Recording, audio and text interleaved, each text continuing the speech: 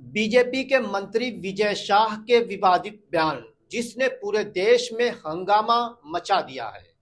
High court supreme court की फटकार, FIR में देरी और अब तक ना इस्तीफा और ना ही गिरफ्तारी। आखिर बीजेपी की मंशा क्या है? चलिए इस पूरे मुद्दे को समझने की कोशिश करते हैं। दोस्तों, दरअसल मध्य प्रदेश के जनजातीय मंत्री विजय शाह ने भारतीय सेना की कर्नल सोफिया कुरैशी पर आपत्तिजनक टिप्पणी की।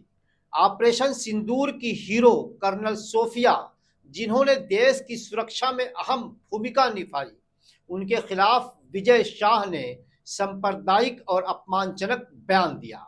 इस बयान ने न सिर्फ सेना का बल्कि देश की तमाम बेटियों का भी अपमान किया। लोग गुस्से में हैं और सवाल उठा रहे हैं कि क्या एक मंत्री की ऐसी भाषा हो सकती है? क्या एक संवैधानिक पद पर बैठा व्यक्ति इस तरह की बात बोल सकता है? मध्य प्रदेश हाई कोर्ट ने इस मामले में स्वतः संज्ञान लिया और 14 मई 2025 को सख्त आदेश दिया कि 4 घंटे के भीतर भीतर विजय शाह पर एफआईआर दर्ज करो। कोर्ट ने इसे सांप्रदायिक और देश की एकता के खिलाफ बताया, लेकिन क्या हुआ? एफआईआर दर्ज होने में देरी क्यों हुई, और वो भी रात 11 बजे कोर्ट की डेडलाइन के बाद? सवाल यह है कि क्या बीजेपी सरकार कोर्ट के आदेश को भी गंभीरता से नहीं लेती? विजय शाह ने हाई कोर्ट के आदेश को चुनौती देने के लिए सुप्रीम कोर्ट का दरवाजा खटखटाया, लेकिन वहां भी उन्हें तगड़ी फटकार पड़ी। CJI B R. गवई ने कहा, आप मंत्री हैं, ऐसी भाषा का इस्तेमाल करते हैं। संवैधानिक पद पर बैठे व्यक्ति को जिम्मेदारी से बोलना चाहिए। सुप्रीम कोर्ट ने एफआईआर पर रोक लगाने से भी इनकार कर दिया।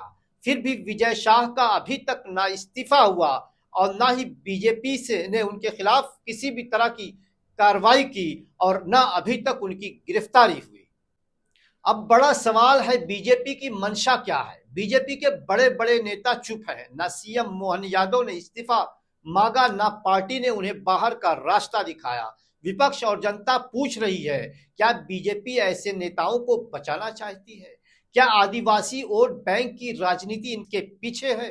दोस्तों, ये मामला सिर्फ बयान का नहीं बल्कि देश की गरिमा और सेना के सम्मान का है। आप इन तमाम मुद्दे पर क्या सोचते हैं? क्या अब तक विजय शाह के खिलाफ कार्रवाई हो जानी चाहिए थी? क्या अब तक उनकी गिरफ्तारी हो जानी चाहिए थी? और सबसे बड़ा सवाल यह है कि अब तक भारतीय जनता पार्टी ने उनके खिलाफ कोई कार्रवाई या नोटिस क्यों नहीं जारी की? इन तमाम मुद्दों पर आप क्या सोचते हैं? कमेंट करके अपनी राय जरूर दीजिए। और दोस्तों, अगर अभी तक आपने मेरे इस चैनल को सब्सक्राइब नहीं किया है, इस चैनल को अभी सब्सक्राइब कर ले। धन्यवाद।